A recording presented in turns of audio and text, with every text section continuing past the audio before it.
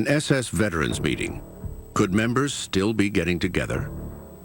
Odessa is a term we have known for a long time because various Nazi criminals left Europe or Germany after the war with the help of an organization that was called Odessa. The Order of the Death's Head was dismantled, but was it followed by Odessa, the organization of former SS members? I think it's clear, though, that an organization did exist, it had resources, and it succeeded to a large extent. If it did exist, how far did its influence extend, and how long did it exist? To this day, the aims of the SS are seen as a shining example by extreme right-wing youth. The flow of history remains the same despite the lost war. And the problems, I'd claim they have remained almost the same. And anyway, the Second World War still isn't over. May 1945. For most people, the Second World War is over. Millions of German soldiers are taken prisoners of war. The victors are searching for war criminals from the SS. Many SS men try to vanish. They're afraid of what they call victor's justice. That wasn't justice. It was a form of revenge. I mean, it didn't have anything at all to do with rights and laws. The laws were cobbled together afterwards. It was a disgrace. The prosecutor, defender, and the judge were the same people. For the victors, it is difficult to get a clear view. How can war criminals be recognized? By their uniform? There were some SS men, especially ones who had been guards in concentration camps, who tried to persuade someone else to swap uniforms with them, either for money or as a gift, so they would get a Luftwaffe uniform or a German army uniform, and the other man would take the SS uniform. Then the SS man who wanted to escape would have a sort of disguise.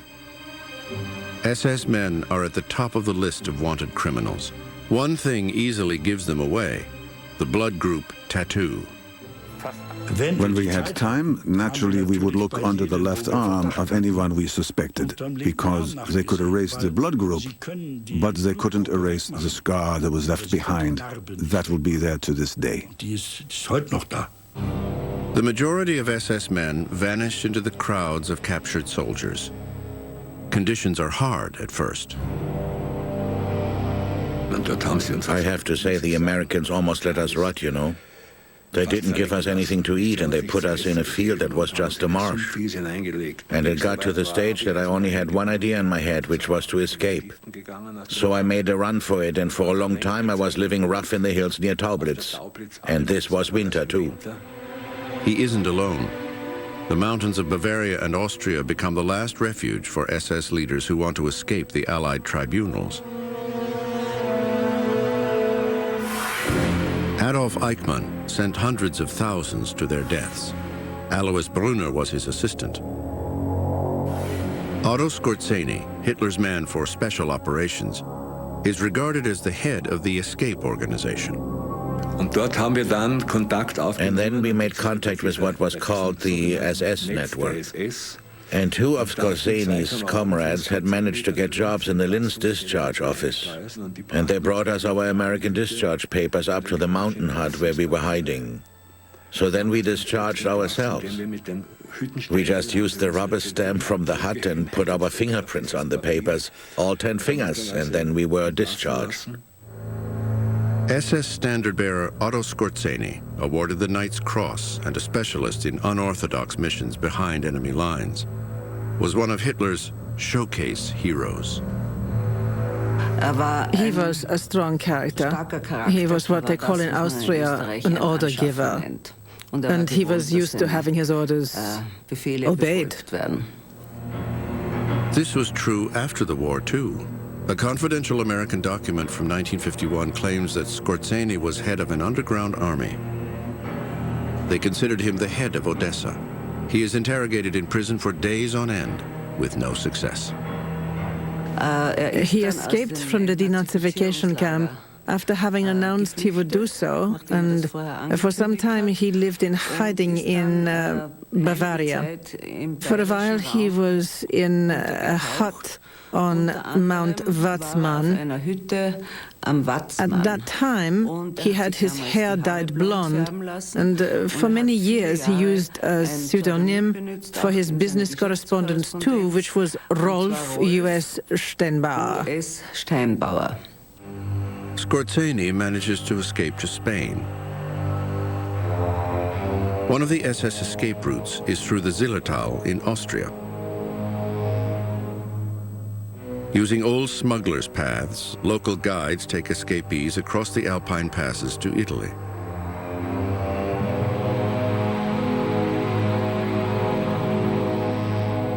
One of the starting points is Brixen, South Tyrol in Italy.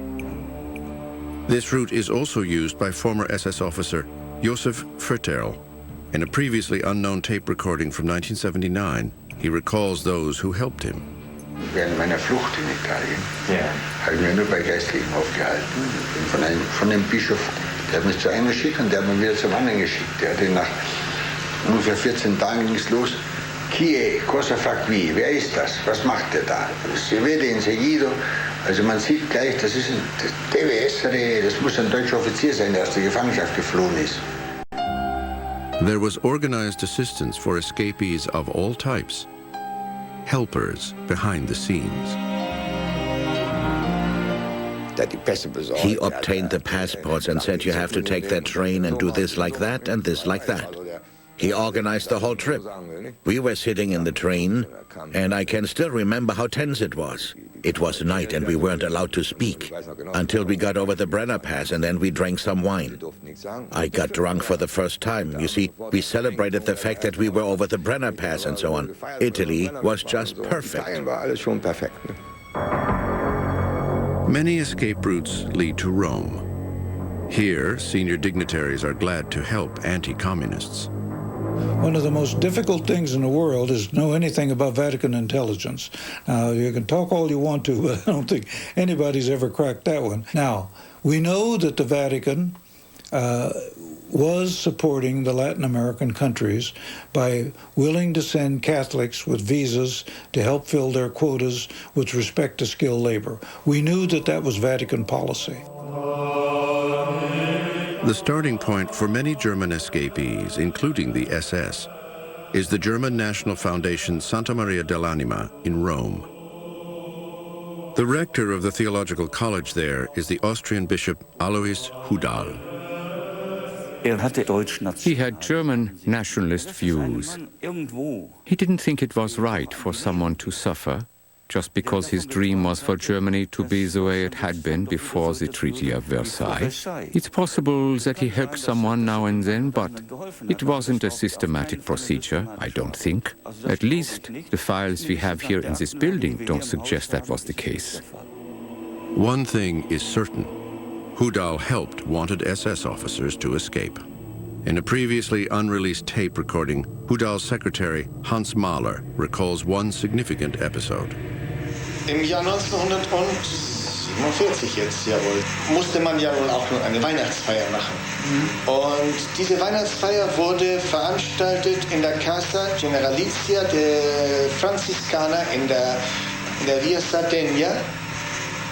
Und ich weiß, dass der Bischof Hudal aufstand und sagte, ich freue mich heute hier 110 gesuchte Kriegsverbrecher begrüßen zu können.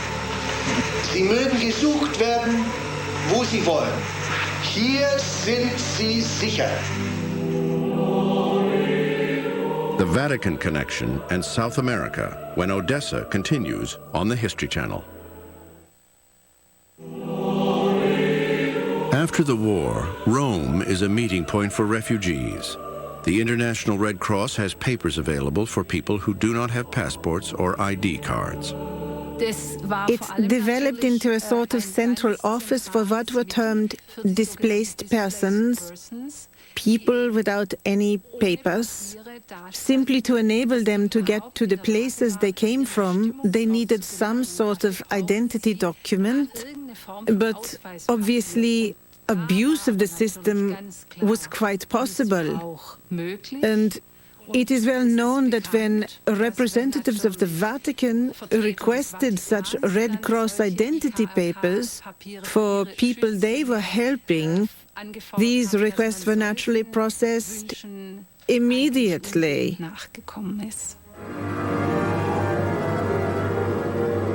Some priests become forgers.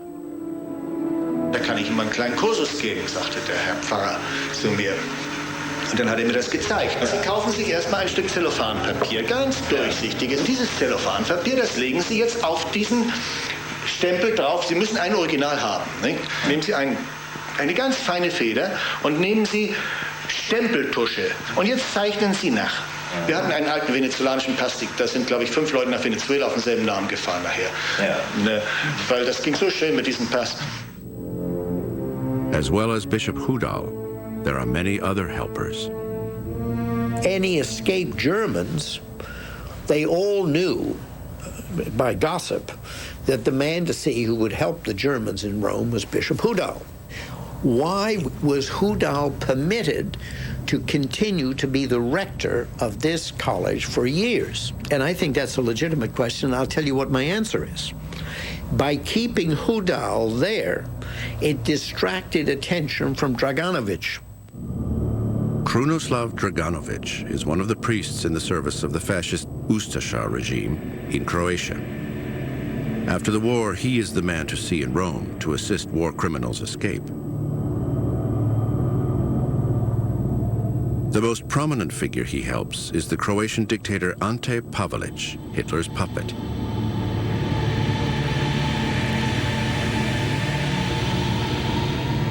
During the war, Pavelić was responsible for the mass murder of Serbs, Jews, and Muslims. On October 11th, 1948, Ante Pavelić boards a ship in Genoa that will take him to Argentina.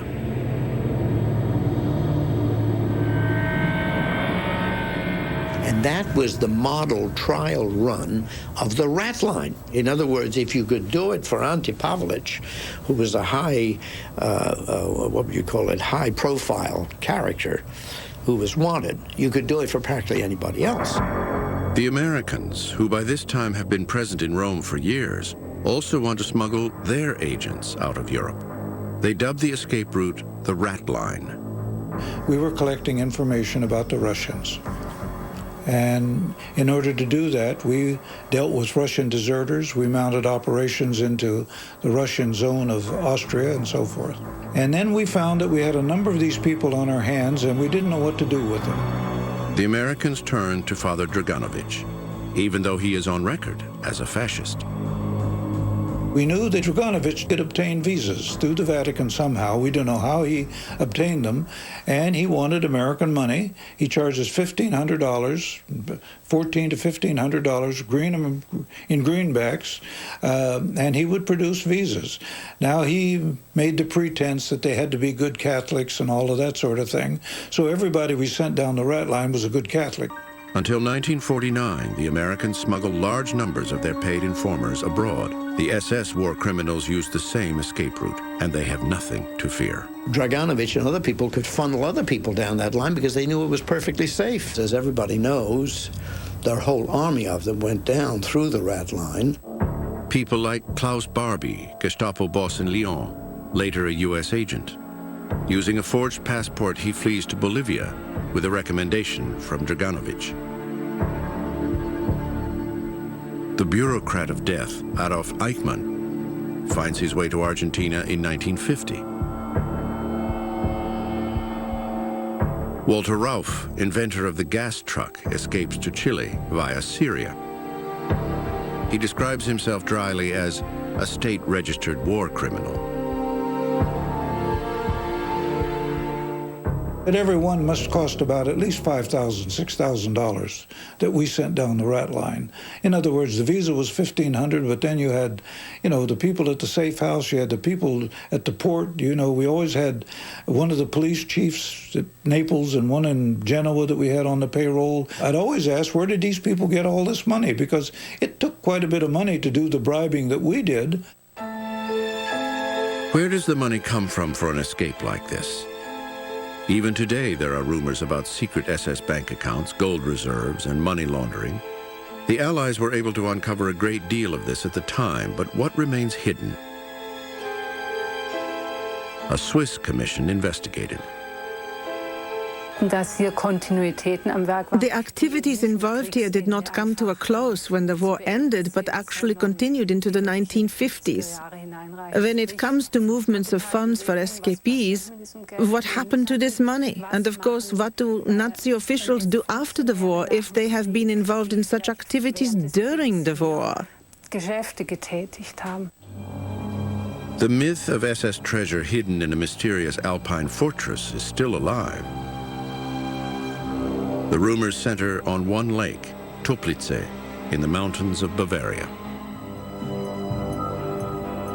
In 1959, the mysterious treasure is recovered, cases filled with forged British currency left behind by the SS. Bernhard was the code name of the forgery operation run by an SS man, Friedrich Schwend. Also Schwends Aufgabe war gewesen, die gefälschten Funde und Now Schwend's task was to dispose of the forged pounds and dollars, the forged currency, so he could purchase important items for the Reich war effort. The money was exchanged for gold and jewelry and so on, and that's how it went. And Schwend seemed to have helped himself on a huge scale, right from the start. Escaped Nazis form a strong German community in Argentina when Odessa continues on the History Channel. During the war, the headquarters of the SS currency operation was housed in Laber's Castle in South Tyrol, Italy. Did the forger Friedrich Schwend put money aside here for Odessa?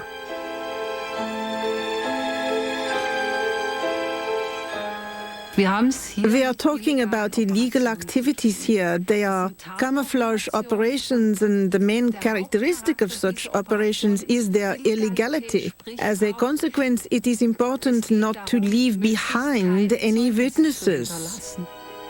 It is possible that senior SS figures deposited a fortune in Swiss bank accounts, but there is no proof. Schwen is said to have administered funds for Odessa for a while. So there must have been a certain organization, a network that must have existed. No question about it. Skorzeny was involved, for instance, and Rudel was with them. Ralph was one of the group, Schwen too, Bobby without any doubt. Schwend flees to Lima, capital of Peru, in 1946. There he was said to have been head of Odessa, as one informer told the U.S. Secret Service in strict confidence in 1965. But Odessa remains a rumor. Only one thing is sure. Schwend does have contact to former comrades. One business partner is Klaus Altmann. Altman was Klaus Barbie. We are sure of that. And he was known in La Paz in South America for boasting in the Truman Club there that he was a former Nazi. Naturally, he never admitted that he was head of the Gestapo in Lyon. I'll never forget one time when Barbie was sitting against a wall with Schwen to his left, and in the course of a conversation I remarked that when you think about how Hitler abused the idealism of young Germans, as we know today, then it makes you want to weep. Then Altman leapt to his feet, his face bright red, still clutching his glass of wine, and said, "Nobody says anything against the Fuhrer in my presence." Former SS men are particularly drawn to Argentina. Here they are made most welcome. The regime makes a point of facilitating the entry procedure for them. Juan Perón is interested in the knowledge these migrating Nazis possess and is fascinated by their lack of conscience. He had a considerable affinity for the fascist regime and the fascist ideology. I don't believe Perón was a racist in the biological sense, but he did like the ideology of such regimes. Perón also wanted to start a special service for the battle against communism. This is why he suggested that many SD and SS men should come to live in the country. Many newcomers settle in German areas, such as the Villa General Belgrano, Córdoba province. Here, German culture is preserved, a piece of the home country for exiles.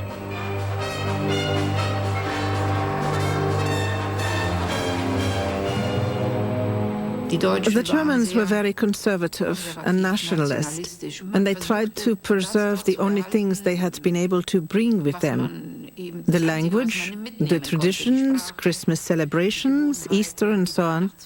Hardly any of them bothered to take language classes. They picked up Spanish almost incidentally, but they remained German. And the ties between them remained.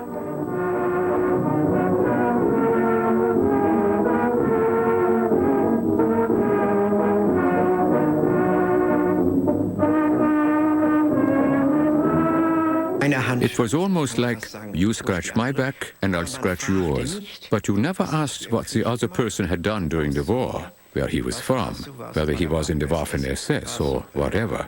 You kept completely quiet about things like that. You were on the other side of the world. You become friends. You helped each other and spoke German together. And you were pleased when someone new came over from home with fresh news. In the 1990s, a government commission investigates Nazi activities in Argentina. It concludes that only 180 war criminals fled to La Plata. The true figure is far higher, but most of the files were burned. Here, the SS didn't need Odessa. They had Perón. The biggest war criminals who entered the country and lived here were Eichmann and Mengele. People like that were advisors to the police for the organization of the battle against communism.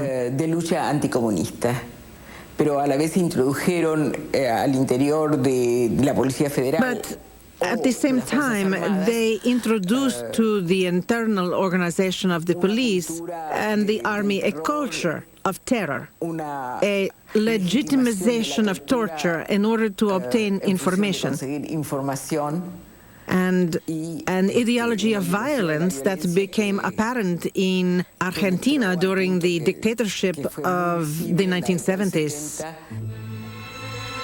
Eichmann was a breeder of rabbits, among other things,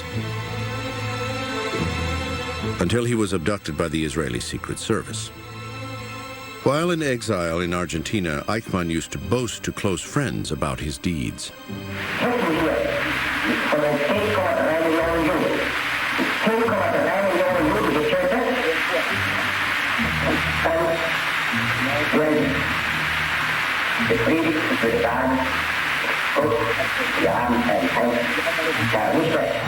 In Jerusalem, Eichmann is put on trial.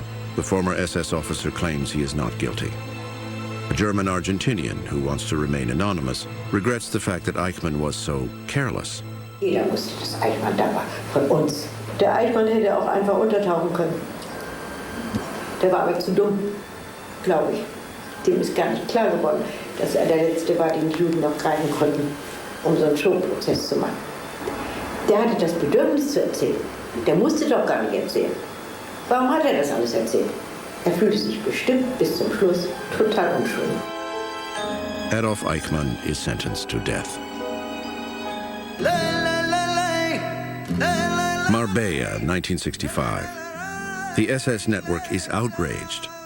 One hot day in July, the Odessa organization is said to have met here for a general meeting.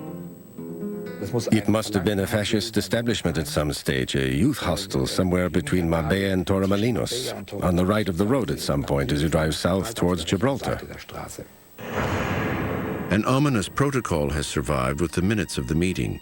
It states clearly in black and white on the first page that Odessa is the association of former members of the SS. The man who found this controversial document believes it is genuine. Basically, it was a report on a meeting of 123 people, like-minded individuals from 123 countries.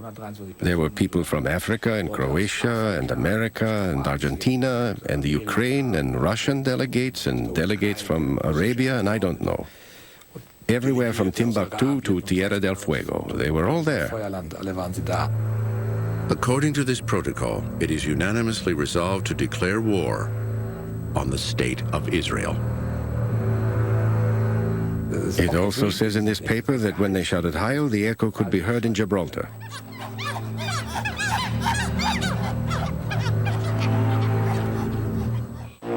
When Odessa continues, a Nazi hunter is found dead in his own home.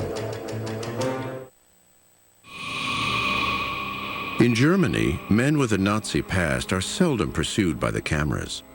Most of the former SS men have settled down to unobtrusive lives, both in the East and the West.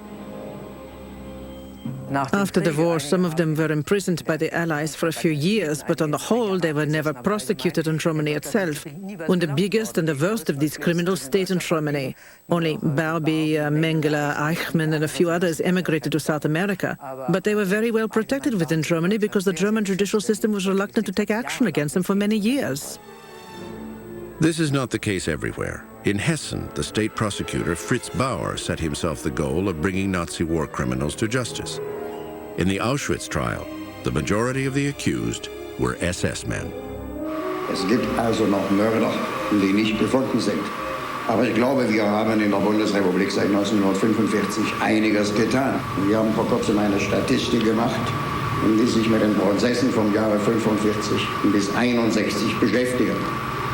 Nach dieser Statistik sind insgesamt in Hessen angeklagt worden 2024 Personen.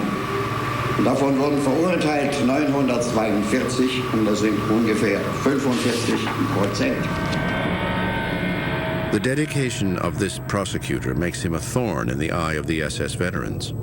According to the Marbella Protocol, Odessa resolves to murder Fritz Bauer. 3 years later, he is dead, and not by natural causes. In June 1968, Bauer's body is found in the bathtub. The post-mortem revealed not the slightest indication of death by drowning. Instead, the dead man's stomach was full to the brim with tablets. It was as though he had swallowed a whole glass jar full of tablets. But apparently, the authorities saw no reason to investigate his death. Naturally, there have to be certain indications to justify a suspicion of manslaughter. But those indications did exist in this case. After all, it is highly unusual for someone to be found dead in a bathtub. I personally have only come across this 2 or 3 times, and I have performed almost 30,000 postmortems. While the very existence of Odessa is unclear, there is another network that operates quite openly. HIAG, the Association of Mutual Assistance, established itself at an early stage in West Germany. And over in Germany we had HIAG. So we set up a similar network here adopting the same principle. And we were given one task, which we performed, to care for Adolf Hitler's sister, who was still living in Berchtesgaden. She was in a very bad state. We went over to see her, and I'll never forget the sight of that poor old lady sitting in a damp room without any heating, suffering from terrible rheumatism. Then we resolved to look after Himmler's family, Himmler's wife and daughter, and then we took care of Frau Rosenberg and her daughter, who were living in a goat shed not far from Munich. In 1968, Beate Klarsfeld, known as a Nazi hunter, becomes famous with a single blow. She slaps the Chancellor of Germany, Kurt Georg Kiesinger, across the face. He was once a member of the Nazi Party.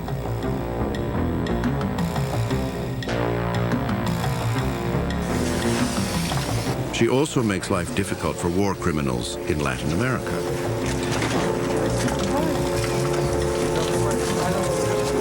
SS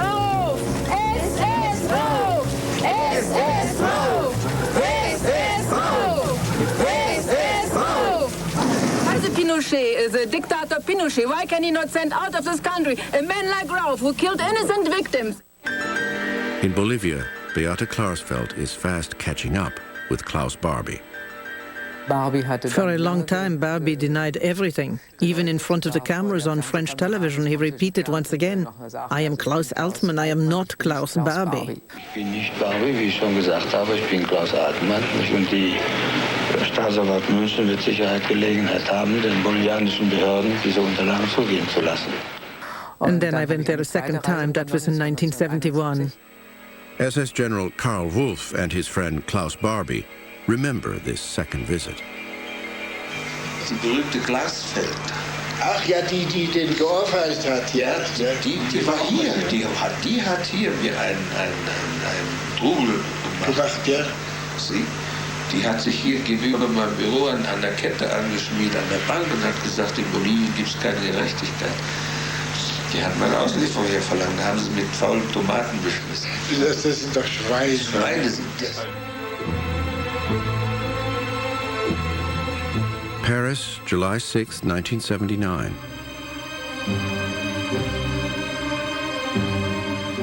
During the night, unknown assailants sneak into an underground garage in the Avenue de Versailles. They are looking for a red Renault 5 belonging to the Klarsfeld family. They attach an explosive device to the wheel.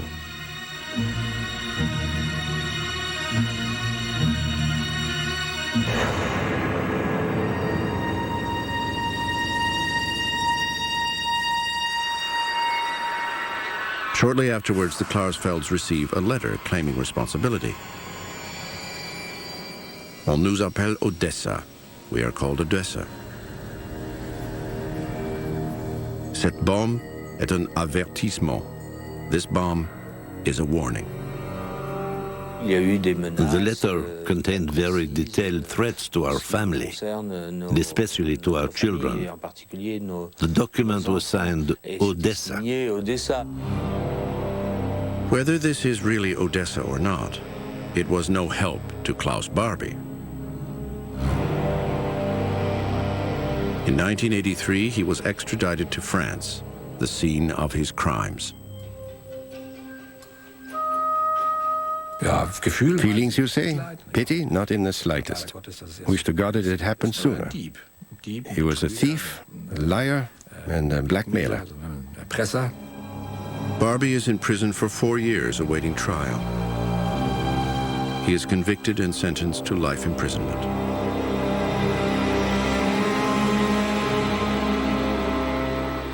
His defense lawyer was paid by a Swiss banker, François Genoux, who has administered the estates of many senior Nazi figures.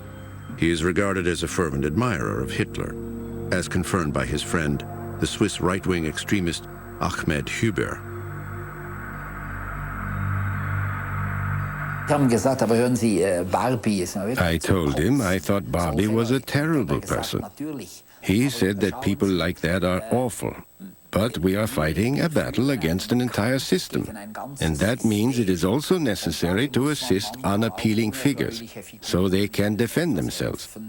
Especially because some of the people who are accusing Barbie are actually bigger villains than him. Does this brown-shirted banker also place his resources at the disposal of Odessa, as some people suspect? He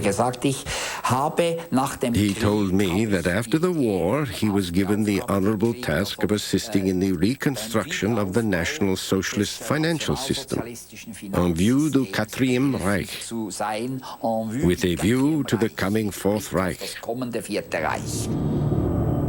There are many clues as to the existence of the mysterious Odessa organization, but there is no absolutely incontrovertible proof. There has never been only one organization to assist former members of the SS. They came together in little groups to promote comradeship and mutual assistance and all that. And they invented fine-sounding names and did a little networking between themselves. But Odessa was just an amusing publicity and public relations name, which actually proved very effective. A public demonstration of this occurs in 1984 at the burial of Walter Rauf in Chile. His comrades are there, just like in the old days. It is the same at the funeral of Hitler's old warhorse, Skorzeny. The power and influence of the SS continues to the present day when Odessa returns on the History Channel. For Nazi hunters like Efraim Zurov, time is running out. He is determined to bring the last living SS criminals to justice, while it is still possible. We found literally thousands of suspected Nazis who escaped to the West. But another thing that we did was to issue a most wanted list of the 10 most wanted Nazis. And what we have to remember is that every one of the victims of the Nazis was someone's brother or sister or father or mother or grandfather or uncle or whatever. And these people deserve the simple justice, the fact that the people who murdered them because they were Jews will be held accountable. That's one thing. And the second thing, of course, is the fact that the passage of time in no way diminishes the crime. At the top of the wanted list is the name of a war criminal who found refuge in Syria, a country that has been involved in armed conflict with Israel. Alois Brunner, Eichmann's deportation specialist, responsible for the murder of 128,000 Jews. At one time, his field of activity reached as far as Vienna. Even after the war, he would boast that the city was rid of all Jews. If the deportations were not going fast enough, Eichmann would send his best man, Alois Brunner. When Hitler's army occupied the free southern section of France in 1943, his services were required. Thousands of Jews had fled to the Côte d'Azur to escape persecution. Many of them were in Nice. Serge Klarsfeld remembers how Brunner's henchmen came to take away his father. Une nuit, ils sont arrivés chez nous, mais mon père avait prévu cela. One night they came for us, but my father had anticipated this ever since the first raid, and he had constructed a false wooden wall inside the wardrobe. My mother, my sister, and I hid there while my father opened the door and let the Germans in. They searched for us. They even opened the wardrobe door and looked through all the clothes. My father had told us that if we were arrested, we would die. He said he might be able to survive because he was strong, but we certainly wouldn't. So my sister and I kept very quiet, although we usually fought all the time. We didn't move and we didn't speak not a word, which is difficult when death is waiting for you on the other side of a door. Then they took my father away. They took him to Auschwitz. He got into an argument with an overseer there and was killed. Until 1954, Brunner remains in Germany using a false name. Then the wanted man flees to Syria. It is unclear who helped him. It was not Skorzeny. He is believed to have sent a message from exile in Spain to the effect that he would never help a swine like Brunner. In 1984, an arrest warrant is taken out for Brunner in Germany as well. But he is not seized. Syria denies he is there. And yet it would have been so easy to find him. In 1985, the German magazine Bund tracked Brunner down in Damascus, and the headlines flash around the world. In 1985, he gave an interview to the Bund magazine in which he said that his only regret in life is the fact that he didn't murder more Jews. These statements are bound to stir up hatred. The mass murderer twice receives bombs through the post and is seriously injured. Well, I'd like to think that it was the Mossad and that they were doing their job and trying to operate against Nazi war criminals. But that's the rumor. He lost an eye, he lost 3 fingers. But listen, we're talking about a man who, besides being responsible for the deportation to death camps of 128,500 Jews, he also was a fanatic anti-Semite. In 2001, there is a show trial in Paris. Alois Brunner is sentenced to life imprisonment in absentia. Lawyer Serge Klarsfeld sees this as a symbolic act. Brunner remains in Syria. If he is still alive, he must be 90 years old. Today, other countries are willing to extradite SS war criminals.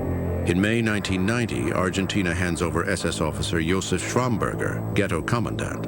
And Erich Priebke, who took part in a massacre near Rome, is sentenced to house arrest for life.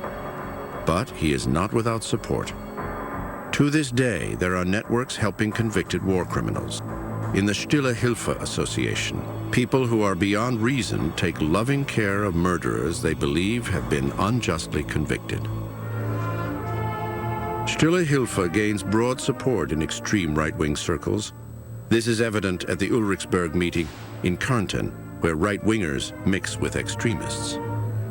Heute hier einmal unter uns alten Soldaten im Lanzerdeutsch gesagt. Hört zu, ihr Beobachter unter uns von der anderen Feldpostnummer. Wir schaffen keine Feindbilder. Wir irritieren nicht unsere Jugend. Are these young people supported by SS sympathizers? They are mainly financed by donations, which means that the younger people are supported by the older ones. And individuals directly involved with Stille Hilfe donate money, sometimes considerable sums, to their younger comrades, perhaps to finance a legal battle or to pay fines when the youngsters have been convicted. Support for criminal activity is even condoned by political parties. At meetings of the NPD, the right-wing National Democratic Party of Germany, money is collected for the HNG, an organization affiliated with Stille Hilfe. Die HNG sieht es als ihre erste Aufgabe an, die Folgen jenes Unrechts zu lindern, das mittels Besatzer, UN-Recht und dessen Gesetzgebung aus den Angehörigen unseres Volkes Politkriminelle macht. HNG, or Association to Assist Political Prisoners and Their Relatives, mainly helps neo-Nazis who have been imprisoned. It also provides them with propaganda material in prison so they can attempt to convert other prisoners to their views. A home for asylum seekers is set on fire. Anyone who attacks foreigners is supported by the extreme right-wing network. Today, extreme right-wing ideology, the spiritual legacy of the SS, is behind such behavior. I perceive the incidents at Rostock-Lichtenhagen and Hoyerswerda as popular uprisings against people of Oriental origin. And when it comes to such spontaneous outbursts of violence, one can only regret that more violence was not employed. While young right-wing radicals turn to violence and agitate for national liberation zones, in their terminology, the ideologists in the background have already drafted the constitution of a Fourth Reich. For Germans only, of course.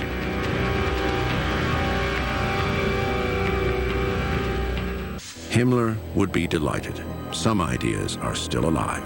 This is a spiritual infiltration that is operating, and it can be described as fruitful. And in that sense, I naturally support the young people as members of the active generation. And as someone who made considerable sacrifices to the spirit of the age, I feel that these people are worthy successors. And dangerous ones. They provide an impulse. They have an effect not only because they deny that the Holocaust took place, but also because they want to prepare the population for another Holocaust. Violent madness can be cultivated. Today, SS delusions are propagated on the internet. Games like Concentration Camp Manager, though officially banned, mock the Holocaust and encourage the murder of Jews and foreigners. The images used are contemporary ones. Even though they are no longer physically present, their legacy is still there. There are people who look up to them, people who are influenced and conditioned by them. The SS. The organization itself no longer exists, but its influence still impacts modern life. It represents a chilling example of what human beings are capable of. The history of the SS. It is above all a warning. From the front lines to fighting crime, from the